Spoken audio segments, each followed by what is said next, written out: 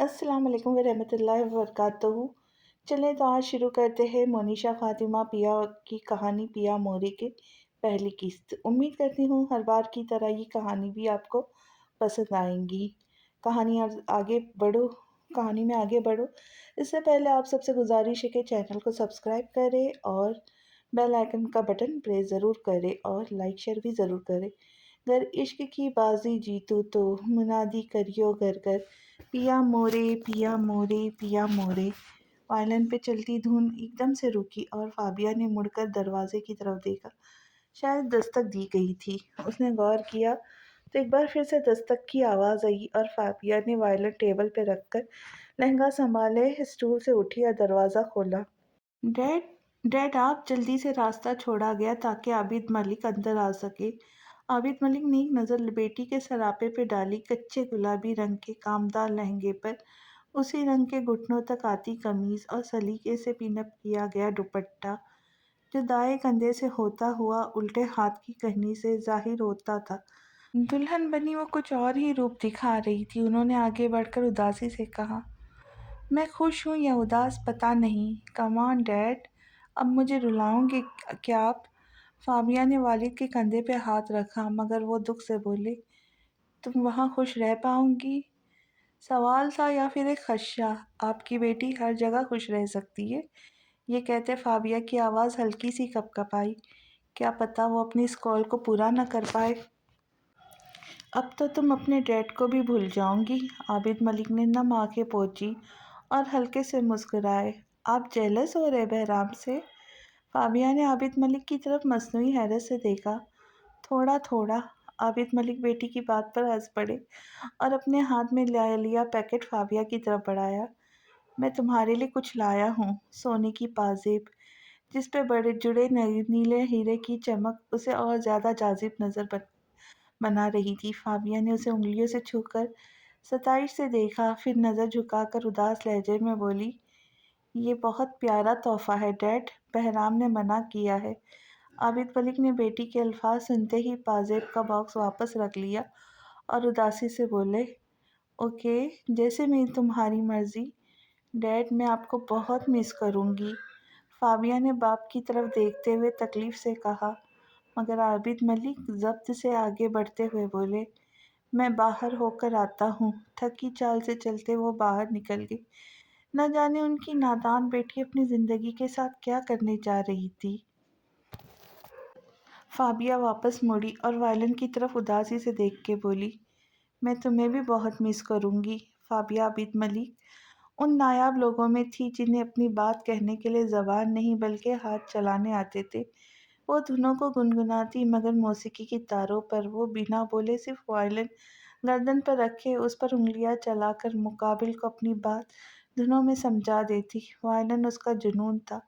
वो जुनून आज एक पहाड़ से सर टकराने के बाद तार तार हो रहा है। अपने पाँव पर नरमी महसूस हुई तो फाबिया मलिक झट से चौकी नीचे देखा और नीचे देखते ही फाबिया फौरन झुकी और अपनी पालतू बिल्ली को उठा लिया। ओ मेरी प्यारी निम्मो, मैं तुम्हें भी बहुत मिस करूंगी। मिस्टर वायलन से भी ज़्यादा। बिल्ली को गोद में लेकर फाबिया ने उसे प्यार से पुचकारा और उठ खड़ी हुई क्योंकि उसे अब ये घर छोड़कर दूसरे घर जाना था। फाबिया लहंगा संभाले कमरे से निकली ही थी कि आलम को देखकर रुक गई। जो लब भीचे उसे ही देख रहा था। वो आगे बढ़ी और आलम के हाथ से सुर्ख फूलों का बुके लेके कहने लगी, मेरे लिए लाए हो एमी? तुम अपनी ज़िंदगी बर्बाद मत करो फाबी, तुम इस घर में कभी खुश नहीं रह पाओगी। ये बात उसके घर में आजकल कसरत से की जा रही थी। तुम कब से डैड की ज़बान बोलने लगे? फाबिया हंसी। फाबी प्लीज़, तुम इतना इनसीरियस कैसे हो सकती हो? आलम ने इसे हैरत से देखा। हा हा हा, अनसीरियस कहाँ हूँ यार, वैसे ही तो हूँ। थोड़ी खुश हूँ क्योंकि ससुराल से जा रही हूँ।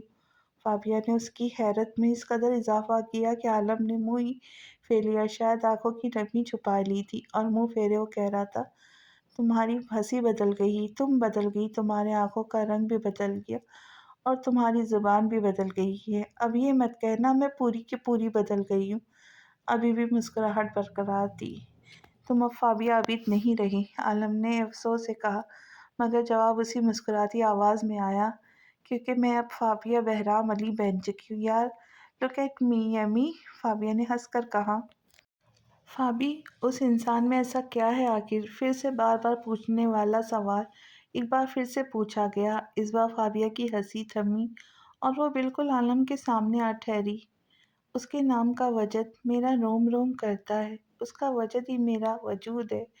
उसका वजद नहीं तो मैं नहीं। वही मेरी हंसी, वही मेरा गम, वही मेरी हयात, वही मेरी मर्ग, वही सियाह, वही सफ़ेद, वही मेरा कुल और वही मेरा सब कुछ, वही मेरी इब्तिदा, वही मेरी इंतहा, वही मेरा अव्वल, वही मेरा आखिर। और तुम बस यही समझो कि तुम्हारा कुछ समझ का वक्त अभी तक नहीं आया। तुमने उनका घर देखा है? मुर्गियों का डरबा है, अभी इससे बड़ा होता है। आलम अचानक चिल्लाया और जवाब में उससे ज़्यादा चिल्लाई। शट अप आलम, मुझे मजबूर मत करो कि मुझे इस घर के साथ साथ अपने अच्छे दोस्तों को भी छोड़ कर जाना पड़े। फिक्रे ठंडे करने वाले थे। आलम वाकई ठंडा पड़ गया था। फाबिया, मेरी बात सुनो और समझो भी। बहराम तुम में इंटरेस्टेड नहीं है, ये तुम भी जानती हो, मैं भी।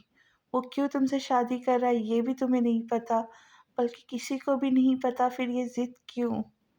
मैं जानती हूँ सब, और मैं ये भी जानती हूँ एमी, अभी बच्चे हो तुम और बच्चे बातों की गहराई तक नहीं जाते।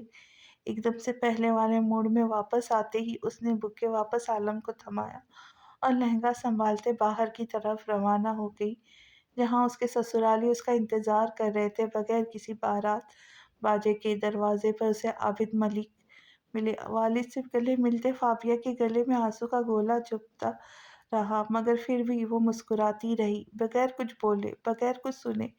दुल्हन मैके से ससुराल रवाना हो गई और आबिद अली सारी रात बेटी के लिए आंखें नम किए जागते रहे।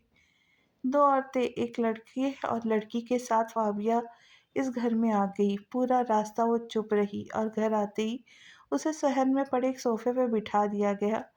दोनों औरतें और लड़की ही तो इधर उधर हो गए, मगर लड़का वहीं बैठा रहा, बहराम जैसे नक्श लिए। वो हूबहू बहराम ही था, बस बोलता ज़्यादा था, हँसता तो बहुत था। बाकी का उम्र का और बालों के रंग का ही फ़र्क था दोनों में।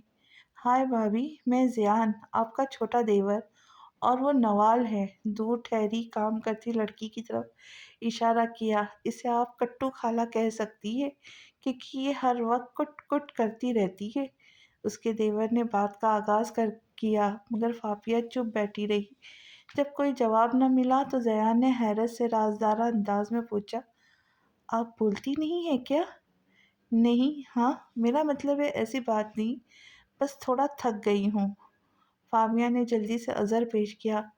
तो सो जाए भाभी, ये मुर्गा तो ऐसे ही कान खाता रहेगा आपका। नवाल करीब से गुजरते हुए बोली, तुमने मुझे मुर्गा कहा? रुको तो ज़रा। ज़यान बहन के पीछे भागा और वो उसके आगे। थोड़ी देर बाद एक औरत आई और उसे कमरे की तरफ ले जाने लगी और उसे बेड पर बिठाकर बोली, बेटा, रात काफ़ी हो गई, अब सो जाओ। बहराम, फाबिया ने ज़रा तामुल से पूछा कि कहीं इस तरह पहली रात ही उसकी बात किसी को बुरी न लग जाए या फिर कोई गलत मतलब ही ना निकाल ले। उसे फैक्ट्री की कोई डील साइन करनी थी, तो फैक्ट्री चला गया, शायद सुबह तक आ जाएगा। वो औरत कहते ही बाहर चली गई। कितना अजीब शादी थी, कितना अजीब दूल्हा था, और हद से ज़्यादा अजीब खुद वो दुल्हन थी, जिसके लिए न बारात आई, न डोली, न सेज सजी, न कोई इंतज़ार करता मिला। सब कुछ कितना रूखा रूखा सा था। फाबिया ने कमरे में एक नज़र दौड़ाई तो वहाँ एक बेड, सोफे, ड्रेसिंग टेबल और अलमारी के सिवा कुछ न था। कमरा छोटा था मगर नफीस था। फाबिया पर चंद पल खाली खाली नज़रों से सब देखती रही, फिर आंखें मूंदे लेट गई। मगर ये तो तय था, नींद उससे कोसों दूर थी। सुबह सुबह ही सब उठ गए। चूंकि वो सोई ही नहीं थी, इसलिए वो लेटी रही। नवाल आई और नाश्ता देकर चली गई। उसने चाह कर बहराम का पूछा कि वो कहाँ है, मगर उसको सोच कर चुप रही। उसका कमरा दूसरे माले पर थी और ऊपर एक छोटी सी बालकनी बनी हुई थी। फाबिया बालकनी और कमरे के मुश्तरका दरवाजे में खड़ी बाहर देख रही थी। जब बाहर सुनकर पलटी, वहाँ बहराम ड्रेसिंग टेबल के दराज से कुछ खंगाल रहा था। फिर फाबिया को मतवज्जा पाकर मुंह किए मसरूफ से अंदाज में बोला, तुम इस घर में आ ही गई। बेतासिर अंदाज, ना कोई तंज نہ کسی خوشی کا مظاہرہ، نہ دکھ کا، بس جیسے بادل کا ٹکڑا آرام سے اپنے سفر پر گامزن ہو اور وہ دوسرے بادل کی خود سے آ ملنے پر ذرا برابر بھی فرق محسوس نہ کرے۔ میں نے کہا تھا میں ضد کی پکی ہوں۔ وہ فابیہ تھی، تاثرات سے بھری، اس لیے مسکرا کر جتا کر بولی، ہمارے یہاں اسے ضد نہیں ڈھیٹ پن کہتے ہیں۔ وہی لہجہ، وہی بے تاثر انداز۔ ذرا دیر کو فابیہ کی مسکراہٹ تھمی، مگر وہ جلد ہی خود کو کنٹرول کر گئی۔ چلے، آج سے میں بھی ضد کو ضد نہیں ڈھٹائی ہی سمجھوں گی۔ ہماری زندگی اتنی آسان نہیں ہے۔ بہرام نے اسے ڈرایا، بتایا، اسے سمجھ نہیں آئی۔ اب یہی میری زندگی ہے۔ دو بدو جواب آیا تھا، ہمارے یہاں صبح تہجد کے وقت اٹھا جاتا ہے۔ شاید وہ اس کے اٹھنے کے وقت نیچے سے جان کر آیا تھا، اس لیے چوٹ کر رہا تھا۔ میں پوری رات سوؤں گی ہی نہیں۔ وہی مسکراتا انداز، مگر اندر جیسے آنسو کی ندیاں بہہ رہی تھی۔ تمہارے عشق کا بھوت ابھی تک نہیں اترا؟ اب کی بار لہجے میں ہلکی سی غصے کی تپش تھی، مگر فابیہ تحمل سے آگے بڑھی اور بالکل اس کے سامنے کھڑی ہو کے آنکھوں میں آنکھیں ڈال کے کہنے لگی، اگر یہ بھوت ہوتا تو کل رات کی گرمی اور مچھر ہی اسے اتار دیتے۔ فابیہ ملک۔ وہ کچھ کہنے ہی لگا تھا کہ فابیہ نے اس کی بات کاٹ دی۔ فابیہ بہرام علی، ناٹ فابیہ ملک۔ کچھ پل غصے سے بھری نظریں فابیہ کے مسکراتے چہرے پر ٹکائے دیکھتا رہا، اس سے پہلے کہ کوئی سخت جملہ کہتا۔ باہر سے آواز آئی، امی، یہ کٹو مجھے مار رہی ہے۔ بہرام سنتے ہی غصے بھری ایک اور نظر فابیہ کے مسکراتے چہرے پہ ڈالتے باہر چلا گیا۔ نوال، زیان، پھر سے لڑ رہے ہو تم لوگ؟ آواز نارمل تھی، مگر چال ڈھال غصے سے بھرپور، اور وہ پہلے دن کی دلہن پر تو اتنا غصہ نہیں نکال سکتا تھا۔ اتنا بھی بے مروتی اچھی نہیں، اس سے بہترین بہن بھائی کو ہی سمجھا لے۔ فابیہ نے اوپر سے باہر دیکھا، بہرام دونوں کو ڈانٹ رہا تھا۔ ایک بوڑھی عورت تخت پر بیٹھی پان کھا رہی تھی اور ایک درمیانی عمر کی عورت بہرام سے کچھ کہہ رہی تھی یا پھر نوال اور زیان کی شکایت کر رہی تھی۔ فابیہ واپس پلٹ آئی، اس کے کان میں ایک ہی انسان کی آواز بار بار گونج رہی تھی، اور وہ انسان تھا عالم عرف ایمی۔ مرغی کا ڈربہ ہے وہ، بہرام تم پر انٹرسٹڈ نہیں، وہاں تم خوش نہیں رہو گی۔ اس انسان میں ایسا کیا ہے؟ بہرام تم میں انٹرسٹڈ نہیں، انٹرسٹڈ نہیں، انٹرسٹڈ نہیں۔ فابیہ نے کانپنوں پر ہاتھ رکھ کے آوازوں کا راستہ روکنا چاہا، مگر اندر کی آواز اندر ہی سنائی دیتی رہی۔ وہ آنسو بہاتے آنکھیں لیے زمین پر بیٹھی چلی گئی۔ بظاہر وہ کتنی ہی مضبوط کیوں نہ بن بیٹھے، مگر اندر سے وہ ایک لڑکی ہی تھی، عشق مجاز میں پور پور ڈوبی، بے بس لڑکی۔ پیا کو پیا مورے بنانے کے لیے اپنوں کو چھوڑ آئی، اور بدلے میں کیا ملا؟ فقط بے رخی، برسوں ساتھ نبھانے والے آنسو۔ مگر بچے، کیا تم جانتے ہو، پیا سے پیا مورے تک کا سفر ایک دریا حائل ہے، آگ کا دریا، جس کو نصیبوں والوں میں بھی نصیب سے عبور کر پاتے ہیں۔ بہرام کمرے میں آیا تو فابیہ صوفے پہ بیٹھی کسی غیر مرئی نکتے کو گور رہی تھی، تو اسے دیکھتے ہوئے اس نے کہا، مجھے لگتا ہے ہمیں بات کر لینی چاہیے۔ آواز سن کر وہ چوک کر سیدھی ہو بیٹھی۔ میں اس رشتے سے انکار نہیں کر سکتا، نہ تمہارے وجود سے، جبکہ تم یہاں آ چکی ہو۔ اب تو بالکل بھی انکار کی گنجائش نہیں رہی۔ پوری کوشش کروں گا تمہارے سارے حقوق پورے کروں، مگر میں ایک بات واضح کر دینا چاہتا ہوں، میرے دل میں تمہارے لیے کوئی جذبہ نہیں ہے فی الحال۔ بہرام نے فی الحال پر زور دیا، مگر شاید یہ سب وقتی ہو، کیونکہ فی الحال تمہاری اور میری سوچ کا لیول کافی اوپر نیچے ہے۔ تمہیں پہلے بھی سب کچھ باور کروا چکا ہوں ان سب باتوں کے بارے میں، اور مجھے یقین ہے تم اپنے دعوے پہ قائم رہو گی۔ فابیہ، بہرام علی ضرور جیتیں گی اور اپنے دعوے پہ بھی قائم رہیں گی۔ فابیہ نے صوفے سے اٹھتے ہوئے خود کو نارمل ظاہر کیا، مگر اس کے اس طرح اپنا نام لینے پر بہرام نے اپنے لب بھینچ لیے، جسے اندر ہی اندر غصہ ضبط کیا ہو۔ خیر، میں اب چلتا ہوں، اگر تم چاہو تو تمہیں عابد ملک کے گھر طرف چھوڑ دوں۔ بہرام نے چابیاں اٹھاتے کہا، نہیں، میں کل چلی جاؤں گی۔ بہرام کو انکار کرنے کے بعد اس کے دروازے بند کرتے ہی وہ پلٹی تھی کہ آواز آئی، ہیلو بھابھی، کیا میں اندر آ سکتا ہوں؟ وہ زیان تھا۔ تم اندر آ چکے ہو ڈفر؟ نوال بھی اس کے پیچھے آئی تھی، جسے اب اس کے سر پر ایک چپت لگا کر اندر آ چکی تھی۔ بڑا ہوں تم سے، تمیز سے بات کیا کرو۔ زیان نے غصہ دکھایا۔ मुँह धोकर रखो अपना तमीज़ और तुम। नवाल ने उसे अंगूठा दिखाया और उसकी नोक-झोंक देख फाबिया बोली, तुम दोनों बहुत लड़ते हो, ना वजह पूछ सकती हूँ मैं? नहीं, हम लड़ते नहीं हैं, बस ऐसे ही मज़ाक-मज़ाक में बात कर लेते। ज़ियान ने ख़फ़ीफ़ होकर जवाब दिया, जो कि भाभी की मौजूदगी का ख़्याल किए बगैर लड़े जा रहे थे। अच्छा, ये मज़ाक था? फाबिया ने ठोड़ी तले मुट्ठी रखते हुए महज़ूज़ होकर पूछा, वैसे शादी ऐसी हो गई आपकी और भैया की, हमें तो आपके बारे में कुछ पता भी नहीं है। मेरे कितने अरमान थे भाई की शादी के। नवाल को अपना गम याद आया। वैसे भाभी, हमें पता चला आप म्यूज़िशियन हैं। अब की बार ज़ियान ने बात की। हाँ, थोड़ा बहुत वायलिन बजा लेती हूँ, मगर अब वो भी छोड़ दिया। क्यों? ज़ियान ने पूछा और इस बात पर फाबिया उदास हो गई। तुम्हारे भाई को नहीं पसंद इसलिए। माहौल एकदम उदास हो गया। फाबिया चुप होकर खिड़की की तरफ देखने लगी और ज़ियान और नवाल की तरफ। तभी नवाल ने कहा, चले बाहर चलते हैं अम्मी और दादी के पास। और फिर वो तीनों दरवाजे की तरफ चल दिए। वो जैसे ही बाहर निकली, दादी ने उसे अपने पास बिठा लिया, इधर उधर की बातों में गोया हुई। अब तुम इस घर की बेटी हो और इस नाते मेरा फर्ज बनता है तुम्हारा बुरा भला तुम्हें बताऊं। फाबिया एकदम मोहताहात हो गई, न जाने क्या कह दे। बेटा बेटियों के सर ढके हुए अच्छे लगते हैं। बात सुनने की थी कि फाबिया ने गले में पड़ा दुपट्टा सर पे ले लिया और झट से बोली, सॉरी, आइंदा ख्याल रखूंगी। फाबिया की इस अमल पर दादी ने फौरन आगे बढ़कर उसका माथा चूम लिया और फाबिया धीरे से मुस्कुरा दी। काबिल उस्ताद की कामयाबी की किताब का पहला सबक शागिर्द ने पल्लू से बांध लिया था, मगर अभी मुकम्मल किताब दोहराने बाकी थी।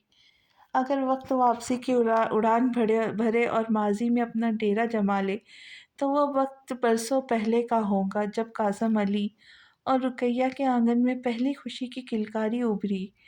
और वो खुशी थी बहराम अली, जो अपने माँ बाप की शादी की 15वीं सालगिरह के बाद इस दुनिया में आया। बहराम उनके लिए सिर्फ उनका वारिस ही नहीं, बल्कि सब कुछ था। वो हंसता तो पूरा घर हंसता, वो रोता तो पूरा घर उदासी की चादर ओढ़ लेता।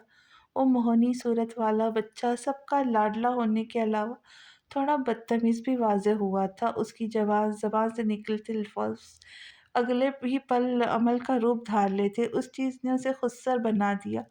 बहराम के अपने बाप से इश्क था, माँ दादी में से फ़क़्त अपने बाप के करीब था। स्कूल बस के ड्राइवर कासिम अली दरवाज़ा रोज़ाना बेटे को पहलू में बिठाकर स्कूल लाते और वापस ले आते। उसे खाना खिलाते, होमवर्क करवाते, फिर उसे लेकर करीबी पार्क चले जाते। घंटों उसके साथ बातें करते। गर्ज बहराम अली अपने वालिदैन की मोहब्बत और लाड प्यार का बिला शिरकत गहरे मालिक और बड़ा हो रहा था। उसके माँ बाप उसके बहन भाई होने की दुआ करते तो वो चिढ़ जाता। उसे किसी बहन भाई की ज़रूरत नहीं थी, वो अकेला ही काफ़ी था। मगर उसके 12 साल के होते ही उसकी और चिढ़ और बढ़ गई। जब ज़ियान दुनिया में आया, उसे फ़र्क नहीं पड़ता था माँ इसलिए है इसने बच्चे को कितना प्यार करती है और बहराम को कितना। मगर जब जब कासिम उस छोटे से बच्चे को उठाते, उसका गुस्सा आता, तब वो सोचता कि उसे इस बच्चे को कहीं फेंक देना चाहिए। मगर ख्वाहिश ख्वाहिश ही बनी रही। ज़ियान थोड़ा बड़ा हुआ तो नवाल की पैदाइश ने जैसे बेटी की चाह भी पूरी कर दी। मगर बहराम की चिढ़ बढ़ती गई, क्योंकि कासिम अली अब बेटी पर तवज्जो देते तो उसका वक्त बढ़ जाता। वो जहरखुंदा निगाहों से दोनों बच्चों को देखता, उनकी उम्र का लिहाज किए बगैर माँ बाप की गैर मौजूदगी में इन दोनों के साथ सख्त रवैया रखता। उसे उन दोनों बच्चों से इतनी नफरत थी कि कभी कभी वो सोचता, ये दोनों मर क्यों नहीं जाते, ताकि दोबारा बाप की मोहब्बत का वो अकेला वारिस बन वो अकेला वारिस बन सके। नवाल थोड़ा थोड़ा चढ़ने लगी थी। ज़ियान हर वक्त उसके साथ उसकी उंगली पकड़े फिरता रहता और बहराम स्कूल में मसरूफ़ था। रुकैया कपड़े सीती, दादी जायनमाज पर बैठती और कासिम स्कूल के बच्चों की ड्राइवरी में मसरूफ़ रहता। और इन सब में वो छोटे बच्चों खुद में मगन फिरते। वो दोपहर का वक्त था जब बहराम स्कूल बैग कंधे से लटकाए घर लौटा। दरवाजे के साथ उतरती सीढ़ियों के पहले जीने पर दोनों बच्चों को देखकर ठिठक कर रुका, क्योंकि वो दोनों अगर ज़रा से आगे होते तो सीढ़ियों से लुढ़कते हुए नीचे जा गिरते। مگر بہرام نے بنا کسی رد عمل یا ان کے بچاؤ کے لیے کچھ کرنے کی بجائے آگے بڑھ گیا۔ اچھا ہے دونوں مرے یہیں بیٹھ کر، کہتے ہی اس نے اپارٹمنٹ کا دروازہ زور سے بند کر دیا۔ اندر آتے ہی رقیہ نے کہا، بہرام دیکھو نوال اور زیان کہاں ہیں؟ وہ دوسرے کمرے میں بیٹھے کھیل رہے۔ اتنی آرام سے جھوٹ بولتے وہ جوگرز اتارنے لگا۔ کھانا دے بھوک لگی ہے مجھے، بہرام نے کوفت سے کہا، اور رقیہ مشین چھوڑ کر کچن کی طرف بڑھ گئی اور بہرام زیان اور نوال کا جائزہ لینے کے لیے دروازے کی سمت چلنے لگا۔ وہ دونوں ابھی بھی کسی چیز کے ہاتھ میں لیے کھیل رہے تھے۔ دل میں ہلکا سا خوف جاگا کہ وہ گر گئے تو، مگر اسے بھی اس نے جلدی ہی سلا دیا اور پھر رقیہ کی آواز پر وہ کچن کی سمت چل دیا، اپنے چھوٹے بہن بھائی کو آنے والی مصیبت کے حوالے کر کے۔ اس نے سکون سے کھانا کھایا اور یونیفارم تبدیل کیا اور سو گیا۔ اسے سوئے ابھی چند پل ہی ہوئے تھے کہ کسی بچے کی زور زور سے رونے کی آواز سے وہ ہڑبڑا کر اٹھ بیٹھا۔ سیڑھی سے گرنے والی نوال تھی اور اسے آنکھ کے اوپر ماتھے پر کافی چوٹ آئی تھی۔ اس وقت پر مرہم پٹی کرنے کی وجہ سے بچت ہو گئی تھی، مگر بہرام سے اس کی ماں نے پوچھا ضرور تھا کہ نوال اور زیان سیڑھیوں تک کیسے گئے، وہ تو کمرے میں کھیل رہے تھے نا؟ تو بہرام نے بے پرواہی سے کہا، مجھے کیا پتا، میں انہیں تھوڑی وہاں تک گرنے کے لیے چھوڑ کر آیا ہوں۔ تو رقیہ بھی سوچ کر چپ ہو گئی کہ بہرام جھوٹ تھوڑی بولے گا۔ بہرام نے بھی دوبارہ کچھ ایسا سوچنا چھوڑ دیا، کیونکہ یہ سب سوچنا آسان تھا، مگر عملاً دیکھنے کے بعد اسے واقعی احساس ہوا تھا کہ وہ غلط سوچ رہا تھا۔ اسے کم از کم اپنے مطلب کے لیے اپنے بہن بھائی کو چوٹ نہیں پہنچانی چاہیے۔ وہ اسے پیارے نہ سہی، مگر پھر بھی ان کو وہ تکلیف میں نہیں دیکھ سکتا۔ وہ سخت گرمی کا دن تھا، ہوا حد سے سوا تھی۔ بہرام باہر گرمی میں بیٹھے اپنے باپ کا انتظار کر رہا تھا۔ تبھی ماں نے اسے اندر آنے کا کہا تو اس نے صاف منع کر دیا، یہ کہہ کے کہ وہ قاسم علی کے ساتھ ہی اندر آئے گا۔ تو رقیہ سر جھٹک کر اندر چلی گئی۔ اف، اس لڑکے کو کون سمجھائے۔ دوپہر سے شام ہو گئی مگر قاسم نہ آئی، تو اب رقیہ کو بھی فکر لاحق ہوئی، مگر انہیں زیادہ انتظار نہیں کرنا پڑا، کیونکہ قاسم لوٹ آئے تھے، مگر اپنے پاؤں پہ نہیں بلکہ 4 کندھوں پر، کیونکہ ان کی اسکول وین کا بری طرح ایکسیڈنٹ ہوا تھا۔ انہوں نے بچوں کو تو بچا لیا مگر اپنی جان دے دی، اور پھر اسپتال میں دم توڑنے سے پہلے انہوں نے اسکول کے پرنسپل کو بلا لیا، کیونکہ ان کے گھر میں کوئی بڑا مرد نہ تھا۔ اسکول کے پرنسپل ایک نیک دل انسان تھے۔ انہوں نے قاسم علی کی میت کو ان کے گھر پہنچایا، ان کی تجہیز و تکفین کا بھی انتظام کیا۔ قاسم علی کی لاش جب گھر آئی تو گھر میں کوہرام سا مچ گیا۔ رقیہ بار بار گشت کھا رہی تھی، قاسم علی کی ماں کو تو ہوش ہی کہاں تھا۔ اس پر وہ دونوں بچے کبھی ماں کو دیکھ کر روتے تو کبھی دادی کو دیکھ کر، کبھی چپ ہو جاتے تو ان کے چھوٹے ذہن اپنے باپ کی جاں کا ضیاع نہیں سمجھ سکتے تھے، مگر ان سب میں بہرام چپ چاپ باپ کا مردہ چہرہ گھور رہا تھا، بغیر آنسو بہائے، بغیر بین کیے، بے بس بے یقینی سے آخر دفن کا وقت آ گیا۔ بہرام بھی میت کے پیچھے پیچھے چلتا رہا۔ 14 سال کا لڑکا اپنے باپ کو دفناتے وقت بھی گردن اونچی کیے اپنے باپ کو گھور رہا تھا۔ پھر قاسم علی کو قبر میں اتارنے سے چند پل پہلے جسے اس کا سکتہ ٹوٹا، وہ جو کھڑا تھا ایک دم لاش کے قریب ڈہ سا گیا اور میت کے گلے لگ کے دہاڑے مار مار کر رونے لگا۔ آپ بہت برے ہیں بابا، مجھے چھوڑ کر مت جائے، مجھے بھی ساتھ لیتے جائے۔ وہ بین کرتا رہا، لوگ اسے واپس کھینچ رہے تھے، مگر وہ باپ کے گلے لگ کر بلکتا رہا، آہیں بھرتا رہا۔ اور پھر کورکن نے قبر کو چاروں کونے برابر کیے اور منتظر نگاہوں سے بہرام کو دیکھا، مگر وہ ان نگاہوں کا جواب دینے کے قابل ہی کب تک۔ تب ایک بزرگ آگے بڑھے، بہرام کا ہاتھ پکڑ کر مٹی میں مٹی لے کر قبر کی طرف اچھال دی۔ اتنی ہی دیر میں لوگوں نے قبر پر اپنے حصے کی مٹی ڈالتے ہوئے زمین کو قبر بنا دیا۔ اپنے حصے کا فرض ادا کرنے کے بعد سب چل دیے، اور باپ کو دفنانے کے بعد گھر لوٹتے ہی اس کا وہی حال ہو گیا جو اس کی ماں کا تھا۔ وہ پوری رات بین کرتا رہا، روتا رہا، اپنے باپ کو پکارتا رہا، مگر نہ قاسم علی اپنے لخت جگر کی پکار پر لوٹے، نہ انہیں لوٹنا تھا۔ زندگی اور موت کے بیچ یہ اندیکھی دیوار بھی کتنا عجیب ہے نا؟ بچے خون کے آنسو رلا دیتی ہے اور ہمارے پیاروں کے دیداروں سے بھی ہمیں محروم کر دیتی ہے۔ وقت گزر رہا تھا، سب زندگی کی طرف لوٹ رہے تھے، مگر بہرام پر جیسے جمود طاری ہو گیا تھا۔ وہ ضدی بدتمیز سا لڑکا ایک دم چپ اور بیگانہ سا ہو گیا۔ صبح کو نکلتا، شام کو لوٹتا، کیا خبر کہاں جاتا تھا کہاں نہیں۔ پڑھائی کا کچھ پتہ نہیں، نہ کسی اور چیز کا، بس سارا سارا دن آوارہ پھرتا۔ ماں پوچھتی تو بغیر کوئی جواب دیے لیٹ جاتا، کھانا دیتی تو کھا لیتا، نہیں تو پھر بھوک ہی۔ اچھی دن گزرتے گئے، راتیں آتی گئی، وقت پہلے بھی برا تھا، مزید برا ہو گیا۔ پہلے قاسم ایک تھا کمانے والا، اور اب کوئی بھی نہ رہا۔ بہرام گھر کا بڑا مرد تھا، وہ گھر ہی کہاں رہتا تھا جو گھر کا مرد بنتا۔ مگر رقیہ اس گھر کی بڑی عورت بن گئی۔ پہلے وہ فارغ وقت میں سلائی کرتی تھی، اب سلائی کرتے وہ فارغ ہی نہ ہوتی تھی۔ اس کے لیے اپنا ثانوی رہ گیا، مشین چلانا ان کا مشن بن گیا۔ کمائیں گی تو سب کھائیں گے، ورنہ بھوکے مر جائیں گے، سو وہ مشین چلاتی، سارا دن ساری رات چلاتی۔ وہ آتی سردیوں کے دن تھے، اور چھوٹے ہوتے دنوں کی وجہ سے جلد اندھیرا چھانے لگتا۔ بہرام جب گھر میں داخل ہوا تو رقیہ سلائی مشین پر کام کر رہی تھی۔ بہرام کو کھانا دینے اور سلانے کے بعد وہ دوبارہ مشین پر کام کرنے لگی۔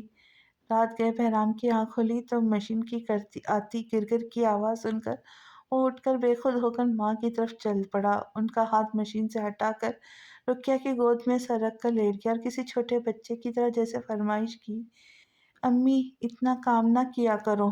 کام نہیں کروں گی تو گھر کا خرچہ کیسے چلے گا؟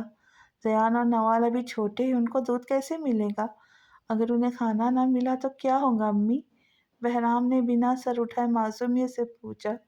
وہ مر جائیں گے بہرام۔ رقیہ کی آنکھوں میں آنسو آ گئے، اور بہرام کرنٹ کھا کر اٹھ بیٹھا۔ اسی پل اسے معلوم ہوا وہ کسی اور کی موت دیکھے گا تو خود بھی مر جائے گا، بابا کی طرح۔ اس کی آنکھوں میں تکلیف کے سائے لہرانے لگے۔ نہیں، ان سے بھی زیادہ تکلیف سے وہ ایک دم دنیا سے چلے گئے۔ مگر اگر میں مشین نہیں چلاؤں گی تو ہم سب تڑپ تڑپ کر روزانہ مریں گے، بھوک کے مارے۔ رقیہ کی آنکھوں سے اب کی بار آنسو ٹپک پڑے۔ بھوک سے زیادہ کچھ برا نہیں ہوتا نا امی؟ بہرام نے یاس و دکھ سے کہا۔ نہیں بہرام، بھوک اور جنگ سے زیادہ کچھ برا نہیں ہوتا، اور اس وقت ہم حالات کے جنگ اور بھوک دونوں سے ہی لڑ رہے۔ اگر ہم ہار گئے تو، بہرام کی آواز میں لغزش واضح تھی، تو کسی دن ہم ایک ایک کر کے یوں ہی بے موت مر جائیں گے۔ اس لیے ہمیں ہارنا نہیں بلکہ جیتنا ہے، ان آلات سے۔ رقیہ نے بہرام کا چہرہ ہاتھ میں تھام کر زور دے کر جملہ ادا کیا۔ امی ہم جیتیں گے کیونکہ میں کماؤں گا۔ بہرام ایک دم سیدھا ہو کر بیٹھا، مگر رقیہ نے فوراً کہا، نہیں بہرام، تم پڑھائی پر دھیان دو، ابھی تم بہت چھوٹے ہو۔ ابھی تو میں بڑا ہوا ہوں امی، بہرام نے مسکرا کر کہا۔ رقیہ نے فوراً بہرام کو دیکھا، اور وہ آج واقعی بڑا لگنے لگا تھا۔ اور سب سے بڑی بات، باپ کے جانے کے بعد اس نے پہلی دفعہ کھل کر بات کی تھی۔ اماں، چاچا محلے کی امان کرانہ اسٹور کے مالک تھے، اور اسٹور کے پیچھے ہی ان کا گھر تھا، جو زرگلے کی ان کی پٹھان بیوی تھی، جو کہ خانہ بدوش پٹھان کی بیوی تھی۔ اور امان چچا کے اس پٹھان سے اچھے کاروباری مراسم تھے، جو انہوں نے اپنی بیٹی کی شادی ان سے گروی کر دی۔ سفید چمڑی والی غصیلی عورت، جن کے غصے میں بھی پیار ہوتا تھا، وہ اولاد کی نعمت سے محروم تھی۔ بہرام نے امان چچا سے بات کی اور ان کے کرانہ اسٹور پہ کام کرنے لگا۔ جب امان چچا کہیں ادھر ادھر ہو جاتے تو وہ زرگلے ان کے پاس آتی، امان چچا کا پوچھنے کے لیے۔ وہ اسٹور میں موجود اکیلا لڑکا تھا جو یہاں کام کرتا تھا۔ امان چچا کو ان کے حالات معلوم تھے، اس لیے اسے کام پہ رکھ لیا، ورنہ وہ اس اسٹور کے لیے اکیلی ہی کافی تھے۔ وہ تو اسے بدلے میں جھاڑ پلا کر جاتی، اور وہ چپ چاپ بت بنے سنتا رہتا۔ مگر شام کو لوٹتے ہوئے زرگلے اس کے پاس ضرور آتی، اسے روک کر کہتی، صبح جلدی آنا، بہت کام ہوتے، اور رک کر کچھ پڑھتے اس کے سر پر پھونکتی، اور سختی سے کہتی، یہ ٹارچ روشن کرو ابھی، ورنہ ایسا نہ ہو اندھیرے میں گر کر جانا پڑے۔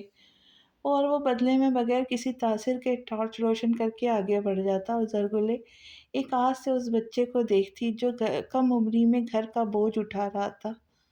وہ 30-32 سال کی جوان عورت تھی، اور اسے اس لڑکے سے الفت سی ہو گئی تھی، بالکل اپنے اولاد کے جیسے۔ ایک دن انہوں نے پوچھا، بہرام تم پڑھتے نہیں ہو؟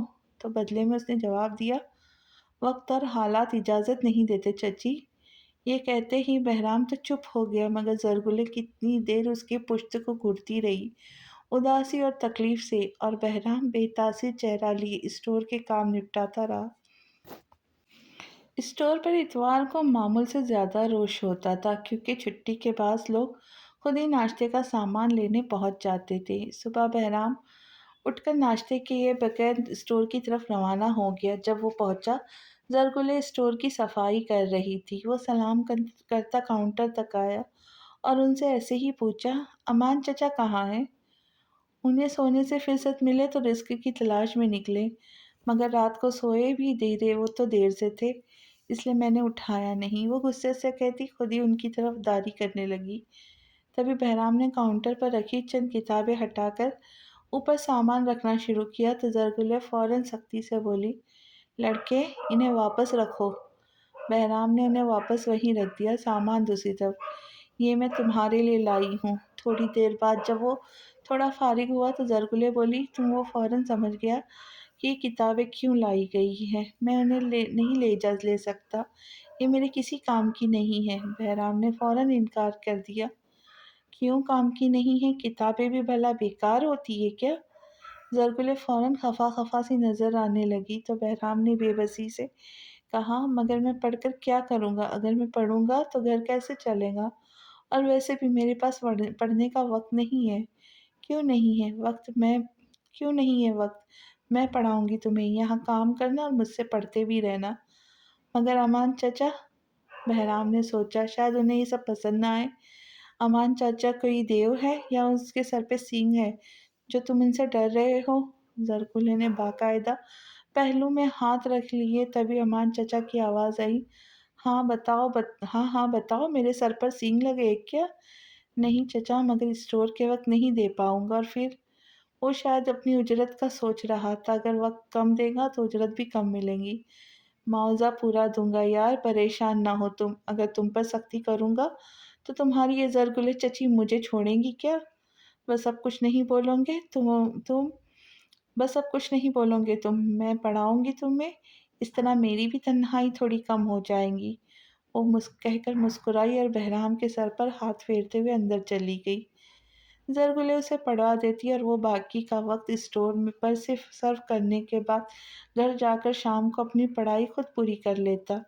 वक्त पर लगाकर उड़ रहा था। ज़ियान और नवाल भी स्कूल जाने लगे थे।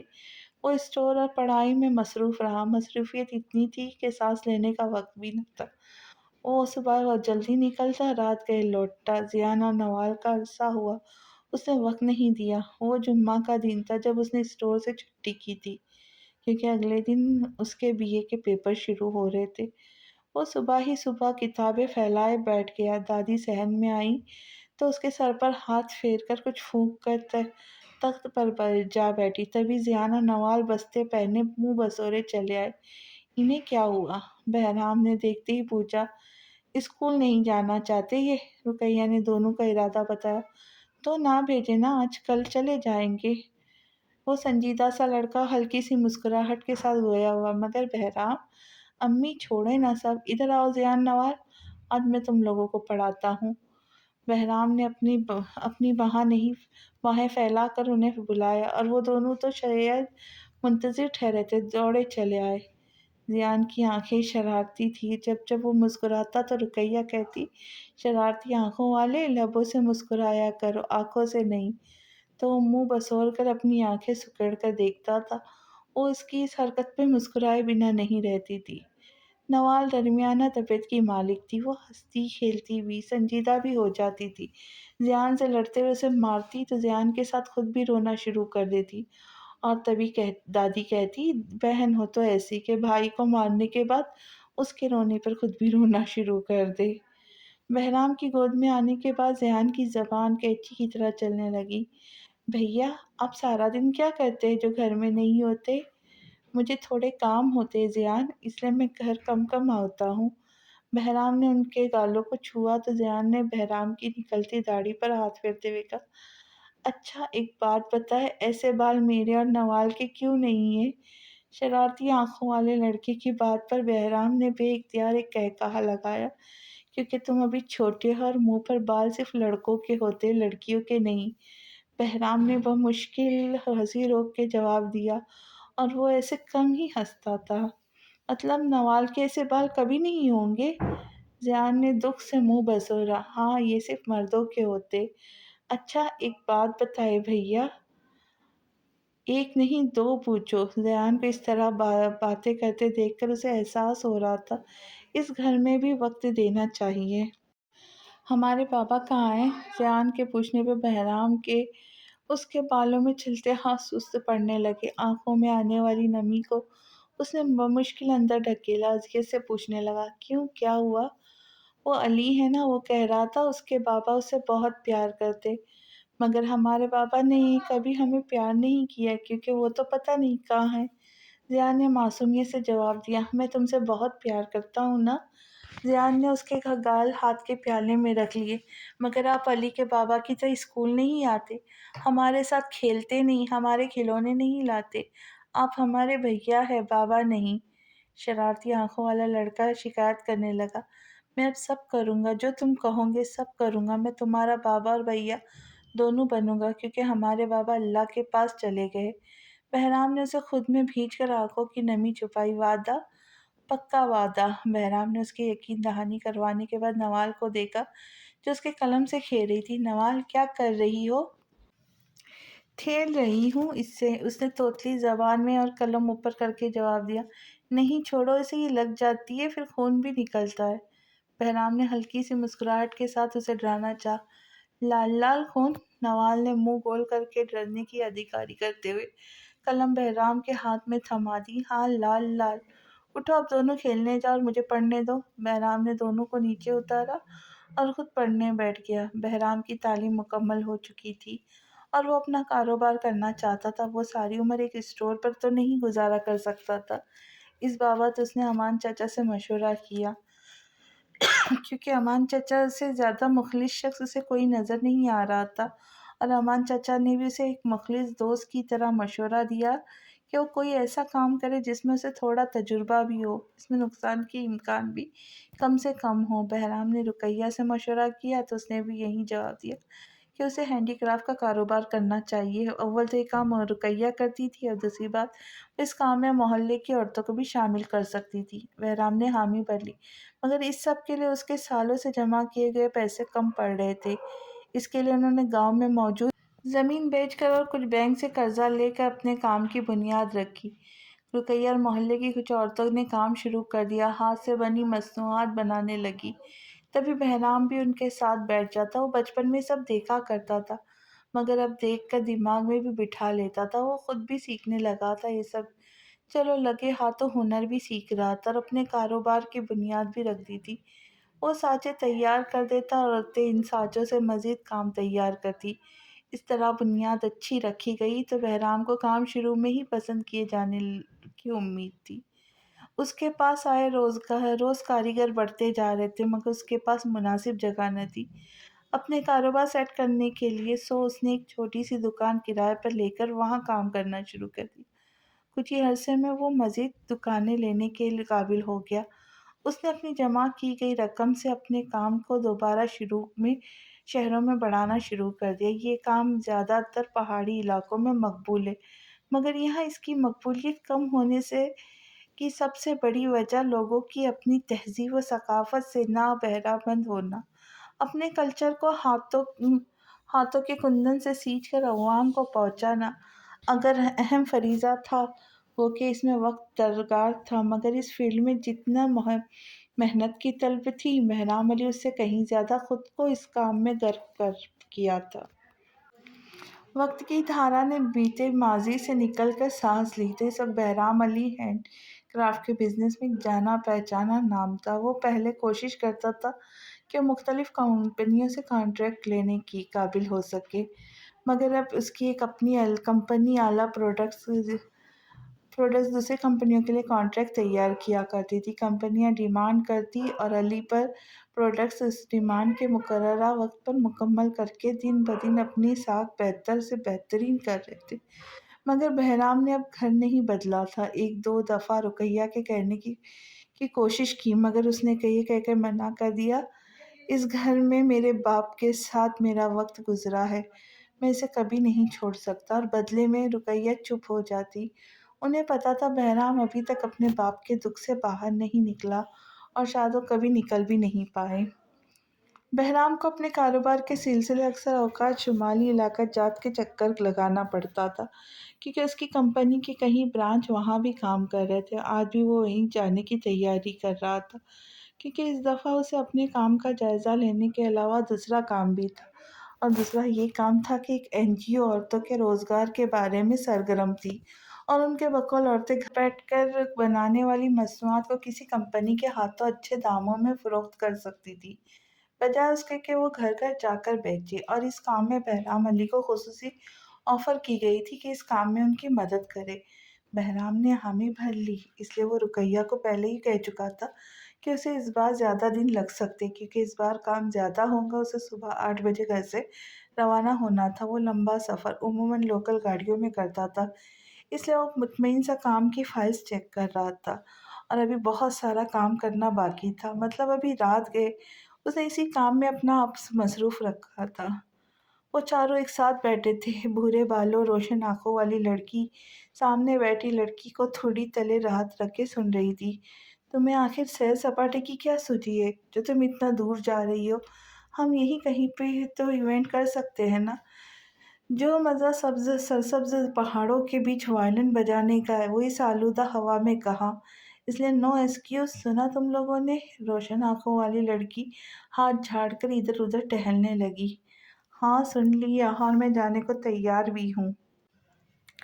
لمبی ناک والے شہریار نے فوراً حامی بھر لی۔ وہ بھلا فابیہ ملک کے کسی پلان کو منع کر سکتا تھا؟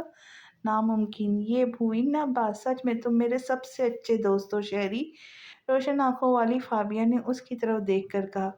اچھے دوست کو ہی لے کر جاؤ، ہم نہیں جائیں گے وہاں۔ ایمل پھر سے گویا ہوئی۔ ایمی تم کچھ نہیں بولوں گی؟ فابیہ نے عالم کے طرف دیکھا تو جو چپ بیٹھا تھا۔ ایمل نہیں چاہتی تو میں کیسے جا سکتا ہوں؟ عالم ایمل کی بات سے کیسے انکار کرتا؟ یہ بھی ناممکن سی بات تھی۔ کیا یار ایمل چلو نا، بہت مزہ آئے گا۔ شہری نے اسے راضی کرنا چاہا۔ ایمل چلو نا پلیز۔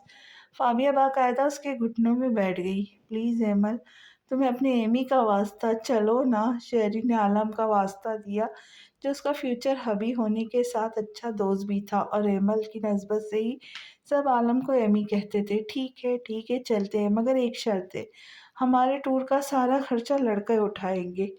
ایمل نے شرط رکھی اور فابیہ جھٹ سے بول پڑی۔ مجھے منظور ہے۔ نہیں کبھی نہیں، ہماری بلا سے چاہے نہ چاہو۔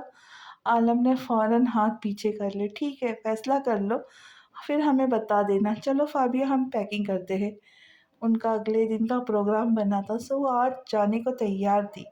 کمرے سے نکلتی فابیہ، جس نے جینس کے اوپر نیلے رنگ کی جرسی شرٹ پہن رکھی تھی، فون کان سے لگائے اونچی آواز میں کہہ رہی تھی، میں بس گھر سے نکل رہی ہوں، 1 گھنٹے میں ملتے ہیں۔ اس نے فون کان سے ہٹا کر پاس سے گزرتی انگلش ملازمہ کو کہا، رمزی میری پیکنگ کر کے میرا سامان آدھے گھنٹے میں آفس پہنچاؤ۔ اوکے میم، ملازمہ ہاتھ باندھے تابعداری سے بولی۔ وہ گاڑی میں بیٹھنے ہی لگی تھی کہ اس کی نظر میڈ ہاؤس پر پڑی۔ اس کے کھلے گیٹ کو دیکھ کر اس خوبصورت کمرے کی طرف بڑھ گئی، جو اس نے خود میڈ ہاؤس کا نام دیا تھا، کیونکہ اس کے اندر موجود ہر شے مٹی کی بنی ہوئی تھی۔ فابیہ کے ہاتھوں سے بنی مٹی کی اشیاء سے سجایا یہ کمرہ وائلن کے بعد فابیہ کو سب سے زیادہ عزیز تھا۔ اس کمرے میں مٹی کے بنے وائلن، برتن اور ایسی بہت سی چیزیں تھیں، مگر ان سب سے زیادہ حیران کن مٹی کے کئی چہرے جو ہو ایک جیسے تھے۔ مگر ان سب کی آنکھیں نہیں تھیں۔ ان پر ایک نظر ڈالی اور خود بڑبڑائی، نہ جانے کب مکمل ہوں گے۔ سر جھٹک کر دروازہ بند کر کے وہ باہر چلی گئی۔ عابد ملک کے آفس میں بیٹھی ان کے ساتھ ناشتہ کر رہی تھی۔ جب عابد ملک نے کہا، تو کہاں جا رہا ہے میرا بیٹا؟ بس یہیں آس پاس، فابیہ نے جواب دیا۔ آس پاس کا مطلب کسی دوسرے ملک یا کسی دوسرے دنیا میں تو نہیں؟ نہیں، پاکستان میں ڈیڈ۔ نادن ایریا گھومیں گے پھریں گے بس۔ فابیہ بولی۔ بس؟ عابد ملک نے مصنوعی حیرانگی سے کہا۔ بس آپ تھوڑا سا کام ایک کم کر دیں۔ کیسا کام؟ وہاں ہم ایک میوزک ایونٹ کرنا چاہتے ہیں، اس کا انتظام کر دیں بس۔ فابیہ ہلکے سے مسکرائی۔ ہو جائے گا۔ اور کوئی حکم؟ عابد ملک نے فوری حامی بھر لی۔ آئی لو یو ڈیڈ۔ فابیہ اٹھ کر باپ کے گلے لگی۔ लव यू टू डैड की जान। आबिद मलिक ने उसके सर पर बोसा दिया और बोले, अच्छा गाड़ी कोई अच्छी ही लेकर जाना। हम लोकल बस पर जाएंगे डैड, उसने जाते जाते कहा। और आबिद मलिक ने पीछे से आवाज़ लगाई, ओके ध्यान से जाना और मुझे कॉल भी कर देना। आज लगता था सूरज तपिश नहीं मोहब्बत बरसा रहा था। ठंडी हवा के होते हुए भी सर्दी का दिन बहुत भला महसूस होता था। ऐसे में वो चारों कमर पर वजनी बैग टिकाए खुश गप्पियों में मसरूफ नजर आते थे। वो जैसे ही बस्ती के नज़दीक पहुंचे, उन्होंने अपनी जैकेट्स निकाल के बाजू पे धरी। एक जैसी जैकेट्स पर बड़े बड़े हुर्फ में वुल्फ बैंड लिखा गया था, जिनके जो कि इनके म्यूजिक बैंड का नाम था। जिसे फाबिया ने ही इस बस में सवार होने लगी, पीछे से शहरियार की आवाज़ आई, तो आगे का प्लान क्या है? प्लान है विंडो सीट लेना, और जो ना ले पाया, आलम ने कहा, वो लूज़र होगा, क्योंकि हम विंडो सीट पर ना बैठने से खूबसूरत मनाजिर मिस कर देंगे। फाबिया अंदर की तरफ बढ़ गई है तो अमल बोली, चलो फिर चलते हैं। वो सब के सब अलग अलग विंडो सीट पर बैठ गए। बस अभी खाली थी, मगर कुछ मुसाफिरों के अलावा। मगर वो भी सबके सब विंडो सीट पर बैठे हुए थे। इस वजह से फाबिया विंडो सीट पर ना बैठ सकी। ओहो यार, फाबिया ने तासुब से कहा, इस बंदे को कहो तुम्हें विंडो सीट दे दे। वैसे भी देखो ये सो रहा है। शहरिया ने, जो कि उसकी पिछली सीट पर बैठा था, फौरन कहा, एक्सक्यूज मी। फाबिया ने चेहरे पर अखबार रखे शख्स से कहा, मगर जब जवाब ना आया तो बोली, चलो तुम बैठो, मैं यहीं बैठ जाती हूँ।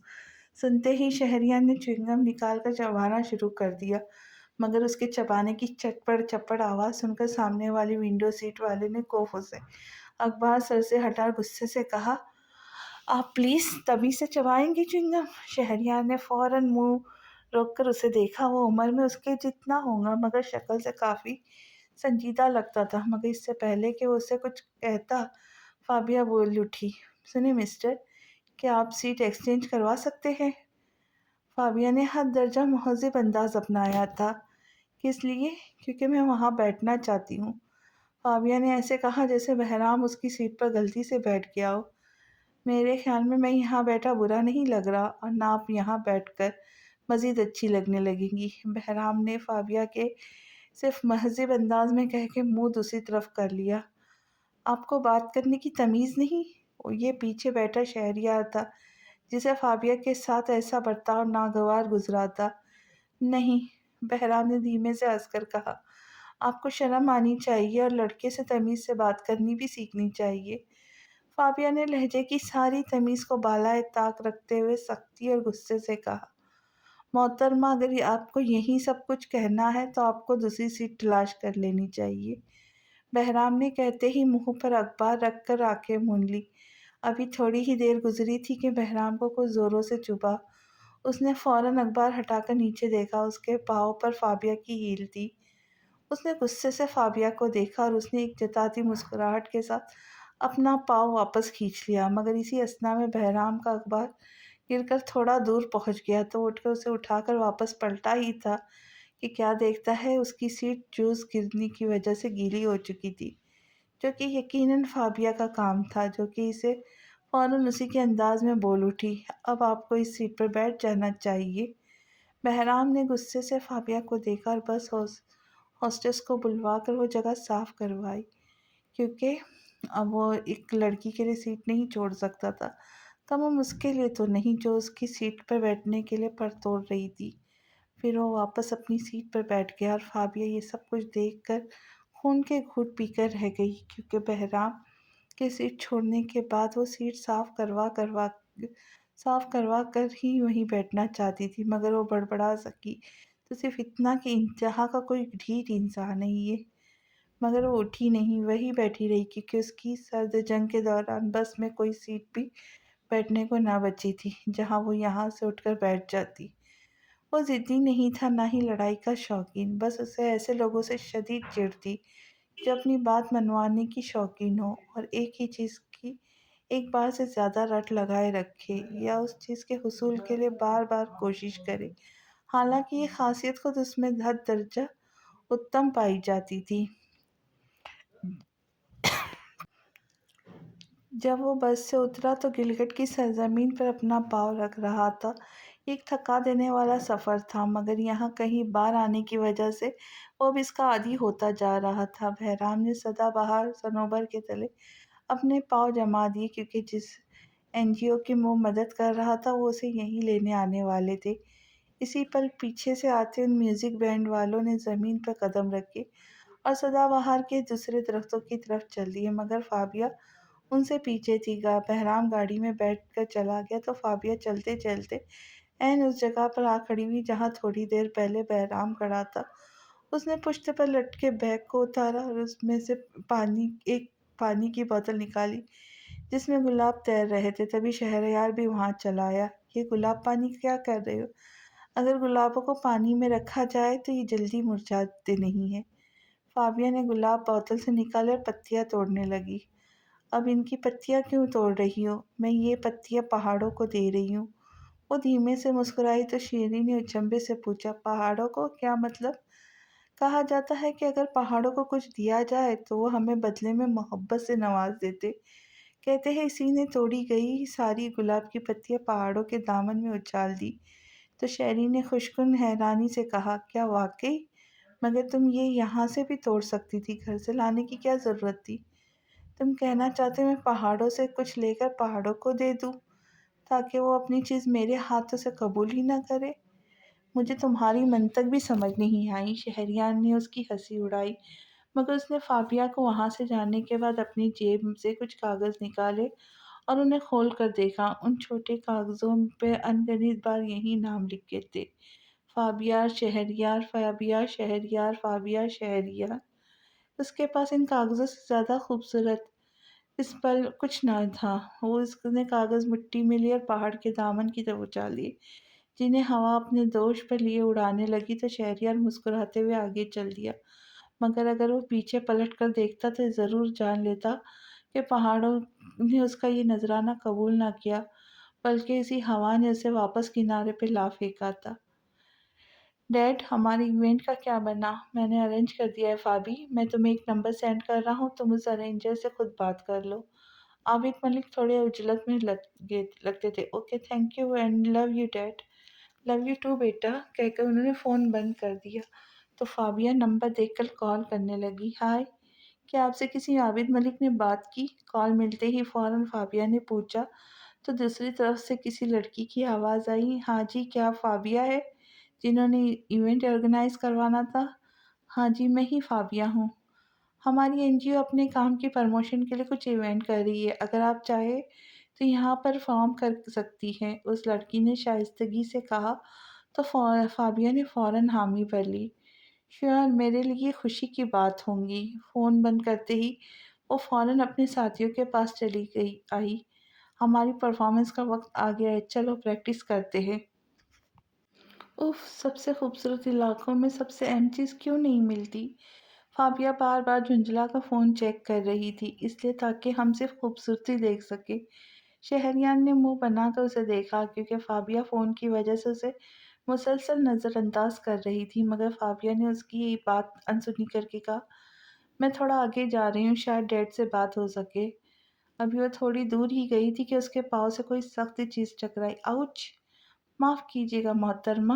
बहराम, जो कि अपनी हैंडीक्राफ्ट सामान को डब्बे में रख रहा था, फाबिया को देखकर चौंक कर पलटते हुए बोला। तो फाबिया ने चंद लम्हे बाद आंखें फाड़ कर कहा, तुम यहाँ भी? कहीं तुम मेरा पीछा तो नहीं कर रहे? व्हाट? मैं क्यों आपका पीछा करूँगा?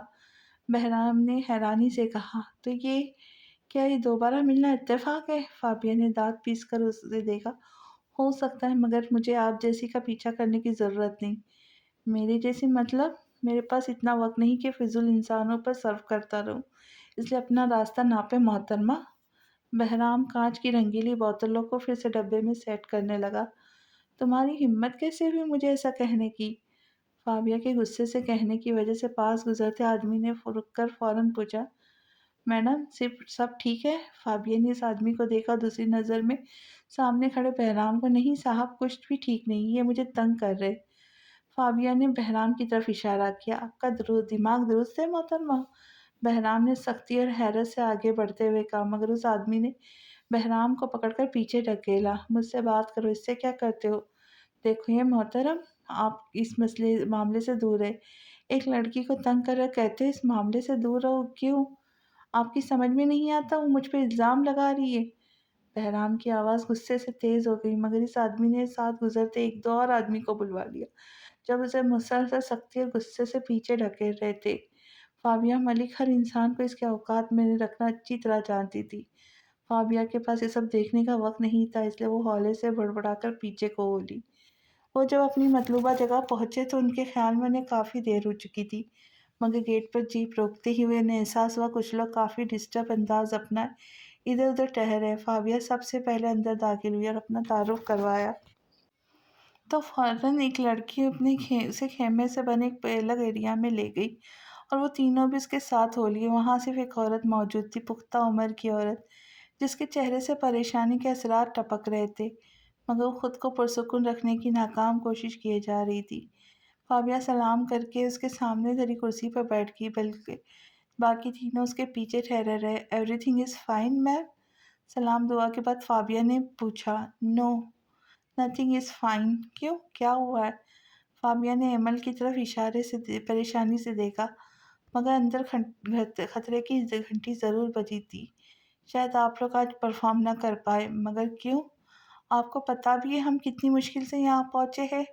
ایمل کا پارا ویسے ہی جلدی چڑھ رہا تھا، اس لیے اب بھی سب سے پہلے اس کی تیوری چڑھی۔ ریلیکس ایمل، میں بات کرتی ہوں نا۔ ہاں تم ہی کرو بات، میں باہر جا رہی ہوں۔ تمہارا پلان تھا یہاں آنے کا، اب تم ہی کرو منتیں ان کی۔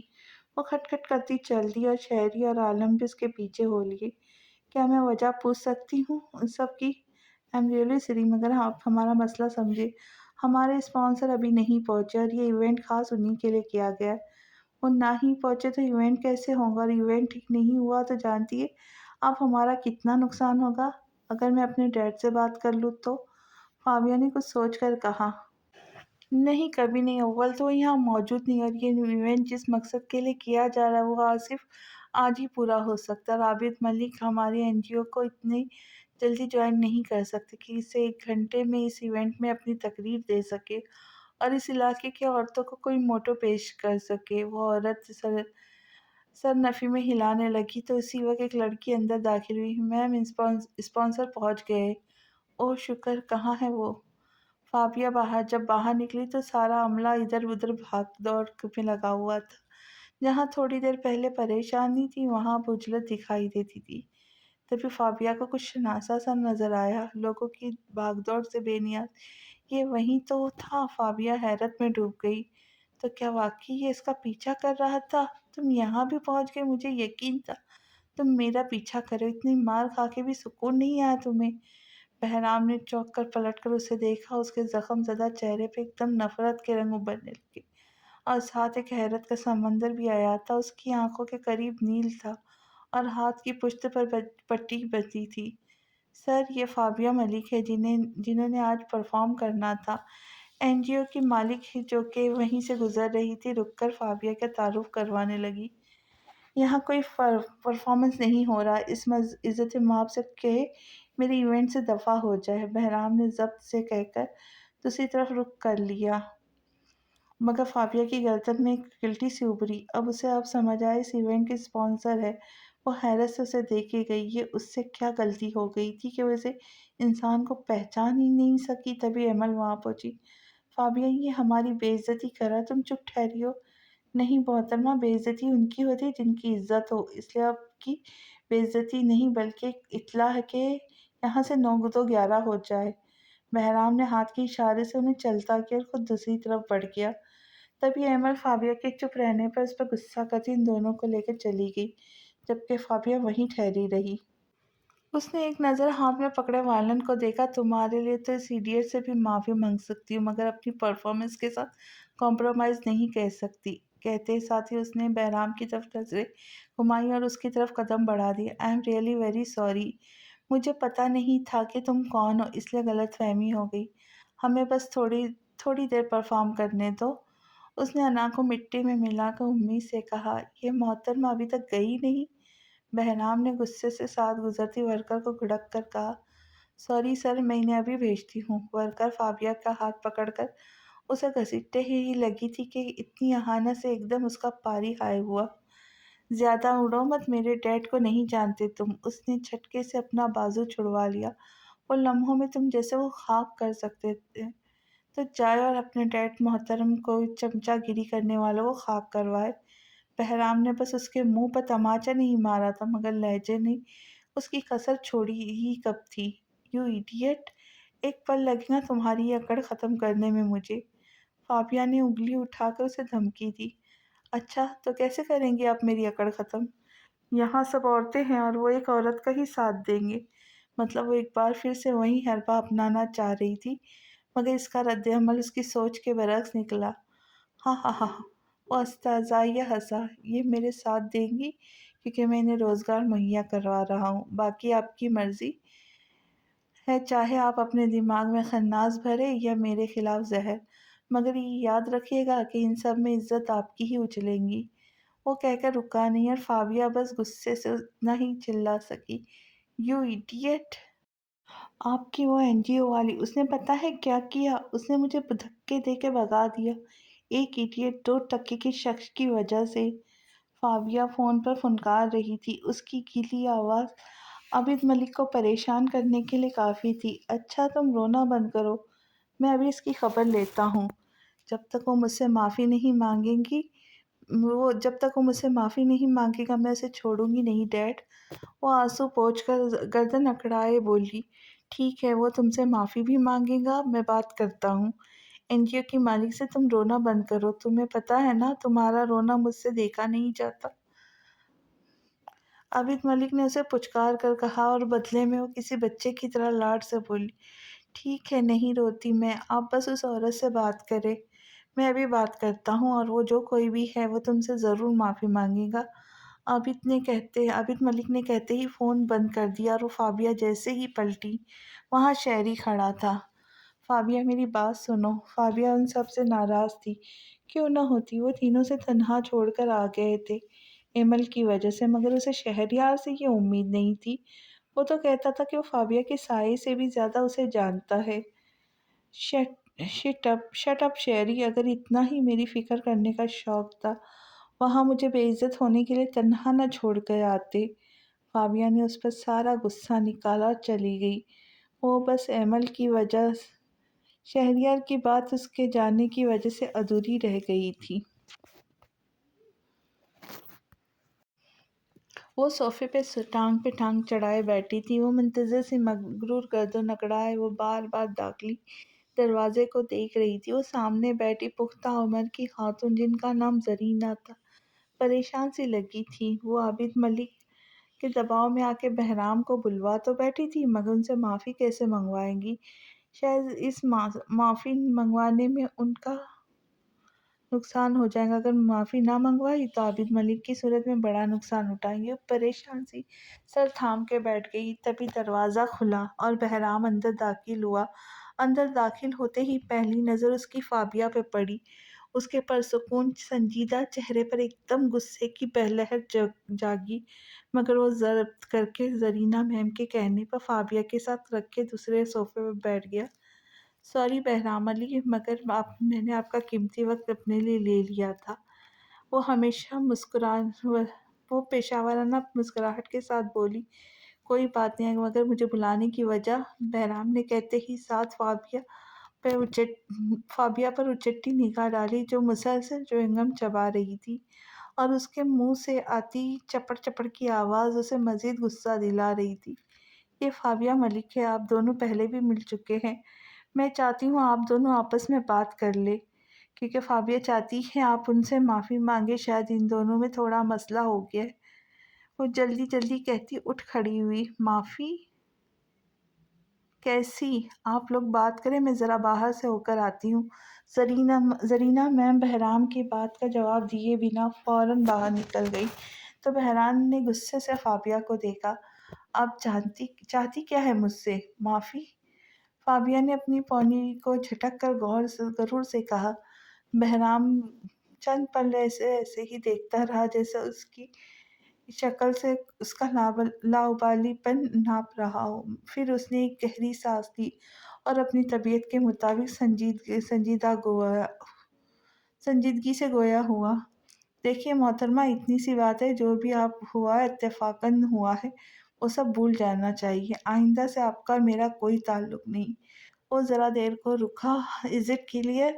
1 منٹ، مجھے کہا گیا تھا کہ تم مجھ سے یہاں معافی مانگنے آئے ہو۔ فابیا نے اسے کھڑے ہوتے دیکھا تو فوراً بول پڑی، اور اور وہ پہلی صورت کے برعکس ایک دم غصے میں آ گیا۔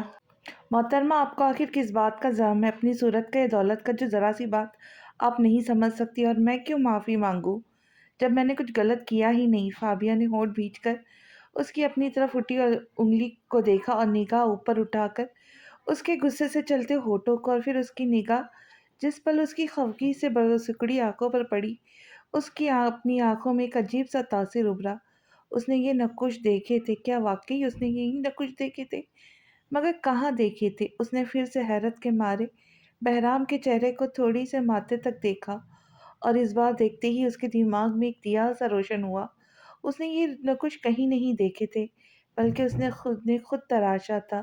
خود کئی بار اس نے ان نقوش کو اپنے ہاتھوں سے مٹی پہ اتارا تھا۔ اسی پل اس کے مغرور تاثرات فوراً کہیں دور جا سوئے۔ اسے یاد آیا اس کے مڈ ہاؤس میں موجود کئی مٹی کے چہرے جن پر یہی نقوش درج تھے، مگر وہ کبھی ان کی آنکھیں نہیں بنا سکی تھی۔ مگر آج بہرام کو اتنے قریب دیکھ کر اسے معلوم ہوا کہ ایسے نقوش والے کی ایسی ہی آنکھیں ہونی چاہیے، بھوری سنجیدہ آنکھیں۔ کاش وہ یہی آنکھیں پہلے بنا چکی ہوتی تو اسے معلوم ہوتا کہ بہرام ہی اس چہرے کا مالک ہے جسے وہ سالوں سے نگاہوں کے سامنے رکھ کر مکمل کرنا چاہتی ہے، تو وہ فوراً پہچان جاتی۔ فابیا نے حیرت سے قدم پیچھے لینے شروع کر دیے۔ بہرام نے بھی حیرت سے اسے دیکھا اور اسے پکارا بھی، مگر وہ سن کہاں رہی تھی؟ وہ تو اس کے چہرے کے پیچ و خم کو اپنے ذہن کے پردے پر کبھی نہ بھولنے کے لیے درج کر رہی تھی۔ بہرام چند پل وہیں رکا رہا، پھر کندھے اچکا کر وہ بھی چل دیا، کیونکہ اسے گلاس ہینڈی کرافٹ کے کچھ سیمپل تیار کرنے تھے۔ وہ بدحواسی فارم ہاؤس پہ پہنچی۔ اسے دروازے پر ہی شہری پریشان سا ٹہلتا مل گیا۔ کیا ہوا ہے؟ تم ٹھیک تو ہو؟ کریم دادا چاچا، کریم دادا چاچا۔ فابیا نے شہری کو مکمل طور پہ نظر انداز کر کے ملازمہ کو آواز لگائی، جی بی بی، حکم؟ مجھے نرم مٹی چاہیے۔ کہاں ملیں گی نرم مٹی؟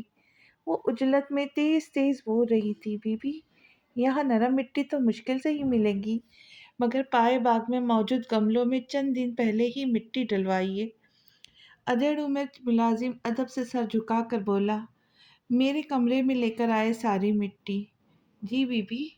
ملازم پلٹ گیا تو شہریار نے اسے پھر سے مخاطب کیا، فابیا کیا ہوا ہے؟ کچھ تو بتاؤ۔ ابھی وقت نہیں، میں بعد میں بتاؤں گی۔ وہ تقریباً دوڑتے ہوئے اپنے کمرے میں پہنچی، کیونکہ اگلے چند گھنٹے اسے سانس لینے کی فرصت بھی نہیں ملنے والی تھی۔ فابیا نے اپنے سامنے دھرے مٹی کے برتن میں پانی ڈالنا شروع کیا اور اسے ہاتھ سے گننے لگی۔ دوسری طرف بالکل اسی وقت بہرام ہوٹل کے کمرے میں بیٹھ کر اپنے سامنے رکھے کانچ کے مرتبان سے مصنوعی گلاب کی پتیاں نکال کر انہیں چاندی کے رنگ کی ڈور پر پرونے میں مصروف تھا۔ فابیا نے نرم گیلی مٹی کو سخت مٹی سے جدا کیا اور اسے ایک طرف رکھ کر اسے گول پیڑے جیسی شکل دینے لگی۔ بہرام نے چاندی رنگ کی ڈور پر پروئی پتیوں کو نزاکت سے اٹھایا اور کمرے میں موجود اکلوتی رکھی میز پر ترتیب سے رکھنے لگا۔ ایسے لگ رہا تھا جیسے گلاب کی بڑی بڑی پتیوں نے میز کے درمیان ایک خط کھینچ دیا ہے۔ فابیا نے مٹی کے پیڑے کے پیندے کو ہموار کرنے کے بعد اس کے مقابل سطح پر نشان لگانے شروع کیے، جیسے ناک اور ہونٹ، مگر اس نے آنکھوں کی جگہ چھوڑ دی تھی۔ بہرام نے ایک قلم اٹھایا اور ساتھ رکھے بے رنگ پانی سے ان پتیوں پر لکھنے لگا، کچھ اندیکھا سا جو اس پانی کی بے رنگی کی وجہ سے نظر نہ آتا تھا۔ فابیا نے اس مٹی کے اوپر ہونٹ اور ناک بنایا اور اس چہرے کے نقوش اتنی دفعہ بنا چکی تھی کہ انہیں آنکھیں بند کر کے بھی ہو بہو ایسے ہی بنا سکتی تھی، مگر آنکھیں بنانا ایک مشکل امر تھا۔ بہرام نے خطاطی کرنے کے بعد گلاب کی پتیوں کو خشک ہونے کے لیے وہیں چھوڑ دیا اور خود اٹھ کر ان ڈبوں کی طرف آیا جس میں اس نے کئی رنگ برنگی محلول سے بھری کانچ کی بوتلیں رکھی ہوئی تھی۔ یہ کہانی آپ کو کیسی لگ رہی ہے ضرور بتانا، اور اگلی قسط میں جلدی لے کے آؤں گی۔ تب تک کے لیے خوش رہے، خوشیاں بانٹے اور دعاؤں میں یاد رکھے۔ چینل کو سبسکرائب کرنا نہ بھولے اور لائک اور شیئر کا بھی بٹن دبا دیا کرے، اچھے اچھے کمنٹس دے کے حوصلہ افزائی کرے اور بیل آئیکن کا بٹن ضرور ہٹ کرے تاکہ میری آنے والی ویڈیو اب تک جلد از جلد پہنچ جائے۔ تو ملتے ہیں ایک نئی ویڈیو کے ساتھ، تب تک کے لیے اللہ حافظ۔